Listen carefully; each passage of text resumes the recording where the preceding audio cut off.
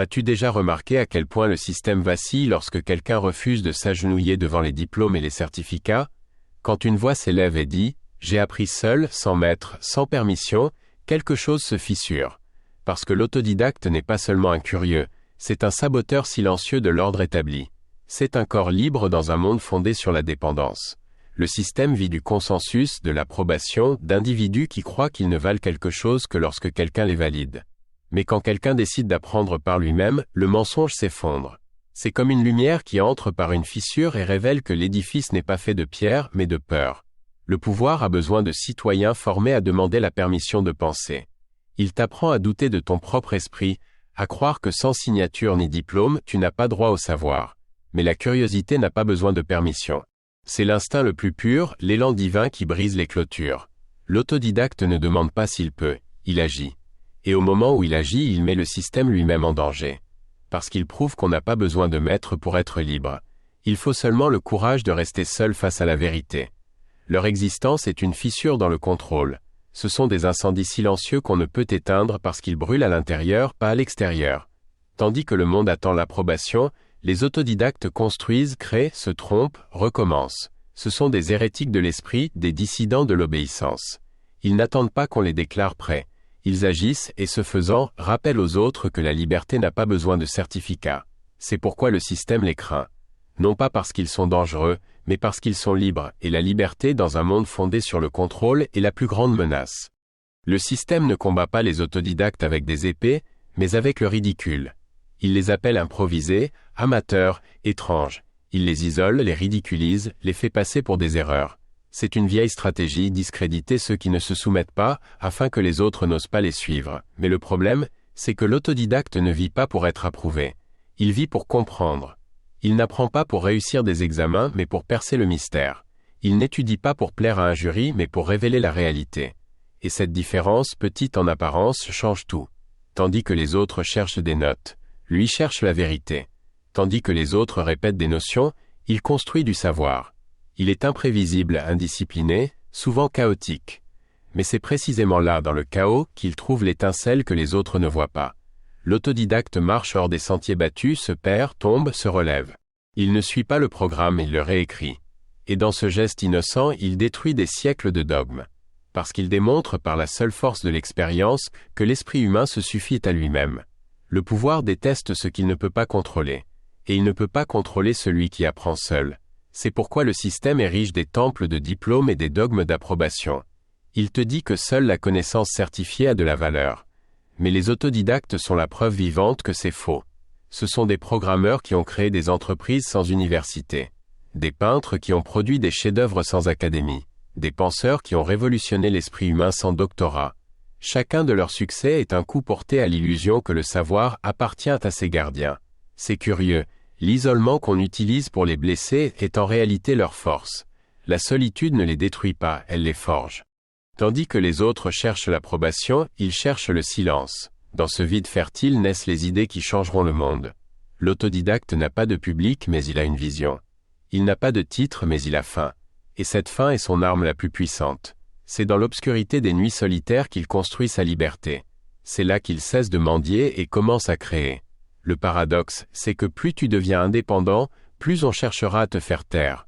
Chacun de tes pas est un rappel vivant que la dépendance est un choix. La société craint ceux qui s'émancipent, car leur liberté révèle la prison des autres. Voilà pourquoi celui qui sort du troupeau est ridiculisé, non pour ce qu'il fait, mais pour ce qu'il incarne. Il montre que les chaînes étaient imaginaires. Le succès d'un autodidacte est un miroir que personne ne veut regarder. Il reflète une vérité que beaucoup fuient toute leur vie. Il n'était pas esclave, seulement obéissant. Le système n'a pas besoin de te punir, il suffit qu'il te pousse à douter de toi-même. Et il le fait bien. Il te remplit de bruit, de distractions, de récompenses faciles.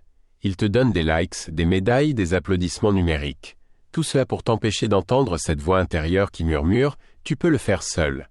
Il t'entraîne à chercher des validations externes, à croire que sans elles tu n'existes pas. Mais la vérité, c'est que ton esprit n'a pas besoin de permission. Ta curiosité est déjà ta révolution. Regarde l'histoire. Presque chaque changement est né de quelqu'un qui a appris par lui-même. Les grands visionnaires, inventeurs et artistes que nous vénérons aujourd'hui étaient des autodidactes marginalisés. Mais le système les a réécrits, transformés en produits d'institutions. Il a volé leur biographie, effaçant les traces de leur indépendance. Ainsi le pouvoir se protège en falsifiant la mémoire collective. Mais il ne peut effacer ce qu'il représente, la preuve vivante que le savoir est libre. Un autodidacte n'a pas besoin de ressources infinies. Il transforme chaque échec en professeur, chaque erreur en nouvel outil, chaque porte fermée en leçon. C'est cette capacité d'adaptation qui fait peur, parce qu'elle ne peut être achetée ni standardisée. Le système peut contrôler les écoles, mais il ne peut pas contrôler la soif. Il peut certifier les notes, mais pas la passion. Il peut imposer des programmes, mais il ne peut dompter la curiosité. Et une fois allumée, elle ne s'éteint jamais. C'est ici que naît la véritable rébellion. Quand tu comprends que tu n'as pas besoin de permission pour apprendre, tu deviens dangereux. Quand tu cesses de chercher l'approbation, tu commences à créer la réalité. Chaque autodidacte est une mine sous les fondations du contrôle, car sa pensée n'est ni prévue, ni contenue, ni apprivoisée. C'est une pensée sauvage, donc vivante. Le pouvoir ne craint pas ton ignorance, il craint ton autonomie. Il ne craint pas que tu te trompes, il craint que tu n'obéisses pas. Regarde comment ils réagissent quand l'un d'eux réussit. Ils ne disent pas « il a eu du courage ». Ils disent « il a eu de la chance ». Ils n'admettent pas qu'il a réussi seul, car cela reviendrait à admettre qu'eux aussi auraient pu le faire. Il est plus facile de te traiter de fou que de reconnaître sa propre lâcheté. Plus facile de se moquer de toi que de se regarder en face. Ainsi, l'autodidacte devient le bouc émissaire du courage des autres. Le symbole de ce que les autres n'ont pas eu la force d'être, et pourtant, c'est précisément cet isolement qui le sauve. C'est dans la distance qu'il se renforce. Loin des règles, des opinions et des jugements, l'esprit s'étend. La solitude devient espace de création. L'autodidacte s'entraîne dans le silence et lorsqu'il réapparaît, il a déjà bâti un monde intérieur que personne ne peut détruire. C'est un architecte invisible, un bâtisseur de liberté. Et chaque fois que l'un d'eux parle, le système tremble. Le système ne craint pas les révolutions bruyantes. Celles-là, il sait les gérer. Ce qu'il craint, c'est l'éveil silencieux des esprits indépendants. Parce qu'il ne peut pas contrôler ceux qui ne demandent plus rien. Il ne peut pas corrompre ceux qui n'ont pas de prix. Il ne peut pas dompter ceux qui ont cessé de chercher l'approbation. Chaque autodidacte est un virus qui se propage par l'exemple. Un seul suffit à rappeler à des milliers d'autres qu'on peut apprendre sans permission. Le jour où tu comprendras que ta curiosité suffit, tout changera. Tu n'auras plus besoin de demander la permission pour créer. Tu n'attendras plus le consentement pour agir. Tu découvriras que le vrai savoir ne s'enseigne pas, il s'allume. C'est une flamme qui brûle chez ceux qui osent. Et quand cette flamme brûle, aucun système ne peut l'éteindre. L'autodidacte, c'est cela, un feu libre. Il n'appartient à personne mais éclaire tout le monde. Alors ne crains pas ta solitude. Ne demande pas si tu es prêt. N'attends pas l'autorisation, commence. Lis, explore, trompe-toi, recommence. Deviens ton propre maître. Chaque livre que tu ouvres sans note finale, chaque idée que tu cultives sans jugement est un acte de rébellion. Le monde n'a pas besoin de plus d'obéissants. Il a besoin d'esprits qui pensent avec leur propre voix, d'âmes qui ne se prosternent pas devant l'autorité. Il a besoin de toi. Écris dans les commentaires « Je pense sans permission », dis-le comme un serment. C'est la phrase qui marque le point de non-retour.